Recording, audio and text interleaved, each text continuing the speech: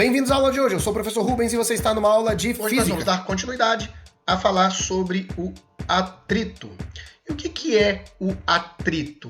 É essa força que está segurando um objeto.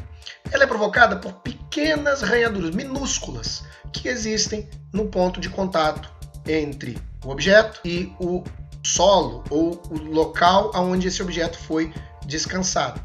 Ele sempre vai considerar a força normal. Então, aquele cálculo de força normal que nós já aprendemos, ele vai permanecer. Existe a força de atrito estático, nós chamamos de FATE, F-A-T-E, eles pequenininhos assim.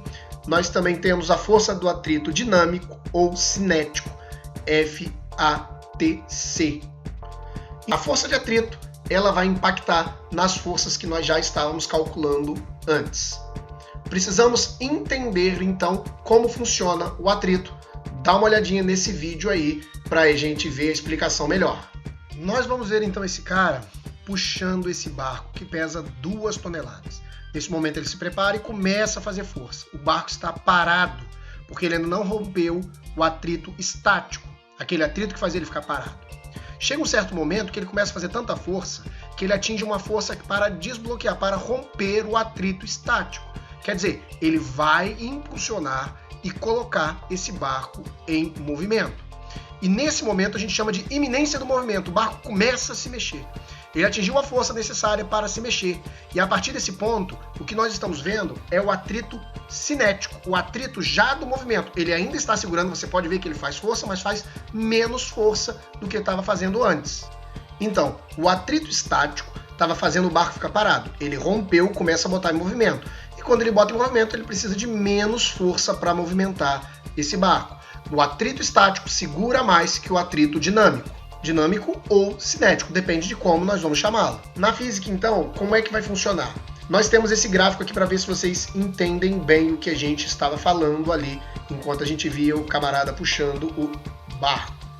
Nós temos, então, um momento onde você tem um aumento de força, você vai nesse objeto, você vai nessa caixa e você está empurrando ela, mas esse movimento ainda não ocorreu. Quer dizer, esse movimento ainda não existe. Você está empurrando, mas o troço, o objeto não sai do lugar. Você faz muita força nessa hora. E você vai fazendo força cada vez mais, para poder botar em movimento esse objeto. Esse é chamado de atrito estático. Porque estática é estar parado. Você está fazendo força e ainda continua parado. Essa é a força do atrito estático. Existe um momento em que o movimento vai começar. Aquela hora que a gente vê, por exemplo, o cara puxando o barco e o barco começa a se mexer. Aquele momento onde ele vai começar a se mexer, a gente chama de eminência de movimento. É a hora em que você botou força suficiente para dar o movimento, para ele andar.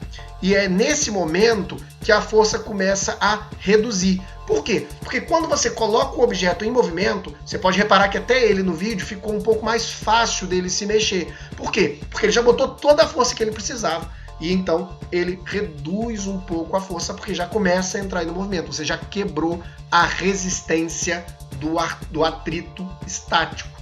Então você já botou em movimento, você precisa de menos força para romper o atrito estático. Depois que essa força diminui, você acaba mantendo uma força regular. Você está empurrando, você quer que esse objeto não ande muito rápido. Essa força normalmente seria menor. Você precisa de menos força para que esse objeto continue em movimento. Então você acaba fazendo uma força mais suave. E nessa hora a gente sai do atrito estático. No momento que a gente sai da iminência do movimento e o objeto entra em movimento e perde um pouco da energia e se equilibra, nós passamos a ter o FATE cinético, a força do atrito cinético. Vamos ver então aqui num exemplo. O que ele está pedindo para a gente calcular? Está pedindo para a gente calcular a resultante. Ok. Então vamos lá. O primeiro passo é calcular a força normal, porque a gente já falou que a normal é usada o tempo todo. O que nós temos de dados? Nós temos a massa, nós temos a gravidade, foi dada para a gente como 10, nós temos a aceleração que está sendo empregada, a força que o cara está usando, 4 metros por segundo, nós temos esse μc. μc quer dizer o coeficiente do atrito cinético. o atrito do movimento. A fórmula: peso é igual a normal, que é massa vezes a gravidade, porque como a gente falou, a normal a gente precisa calcular, vai dar então aí 500 newtons. E esse 500 newtons acaba acrescentando para a gente na fórmula. A segunda parte é a força de tração. A força de tração diz pra gente que força é igual a massa vezes a aceleração. Então a força é a massa vezes o 4, que é a aceleração que está sendo empregada. Então a força de tração é de 200 newtons. E aí nós vamos para a terceira parte, que é calcular a força do atrito nesse movimento. Qual é a fórmula? A fórmula é essa aí. Força de atrito cinético, porque a gente já está com o objeto em movimento, é μ vezes a normal. Esse N aí representa a força normal. Então você vai ter a força do atrito cinético como sendo 0,25 a valor do μ, vezes o 500, que é a normal que a gente calculou. Então, nós temos a força do atrito cinético 125. Depois, o que nós precisamos fazer é calcular a resultante, que é o que o problema pediu.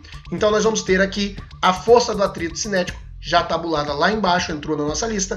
A força resultante é normal, se nós estamos empurrando o objeto, nós já vimos, o atrito está segurando ele, está mantendo ele para trás. Então nós vamos ter 200, que é a força que está sendo aplicada, menos 125, que é a força que está sendo segurada, e aí nós vamos ter 75 newtons. No exemplo 2, o que nós vamos ter que fazer? Nós vamos ter que calcular uma série de coisas. Então vou botar letra por letra enquanto a gente vai calculando. Primeiro é para calcular normal. Essa é uma parte do problema. Para calcular normal, nós vamos ter a massa, a gravidade, a aceleração do movimento, o μ estático, ou seja, do objeto parado, o μ cinético, do objeto em movimento. Vai buscar a massa e vai buscar a gravidade, que dessa vez foi dado 9,8. Você tem 490 newtons. Repara aqui um detalhe. O μ estático, ele é maior que o μ cinético, porque quando você entra em movimento, você já rompeu, ele tende sempre a ser maior mesmo. É mais fácil movimentar, tem menos atrito quando já está em movimento. A força do atrito estático nessa fórmula, substituindo aqui o estático, entra 0,2 vezes a normal, então você tem o atrito estático em 98 newtons. A letra C é a força para iniciar o movimento. Bom, para iniciar o movimento a gente tem que romper o atrito estático. E qual foi o atrito estático? O atrito estático foi de 98 newtons, nós acabamos de calcular.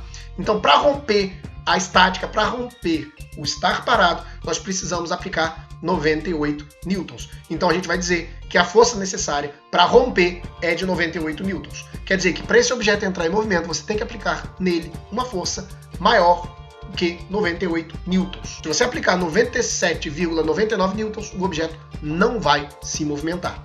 Na letra C, nós vamos ter a força de atrito dinâmico. Quando esse objeto entrar em movimento, com qual força ele vai estar sendo segurado pelo solo? Nós temos aí a força do atrito cinético. Nós vamos ter então 0,1 vezes 490. Repara, a normal não muda, o objeto não mudou, a normal não vai mudar. Então nós vamos ter 49 newtons. Nós vamos calcular então aqui a resultante do movimento. Nós vamos precisar saber qual é a força aplicada. A força aplicada é força vezes massa, aceleração. Massa está ali 50, aceleração 12, força de 600. A força resultante então é a diferença. Você vai ter a força aplicada menos a força do atrito estático que está segurando o objeto. Então você tem 600, força aplicada, menos o atrito estático, 49. Você tem força resultante de 551. Não esquece de baixar os exercícios do link da descrição desse vídeo. Tem também uma apostila com as explicações. Bora trabalhar!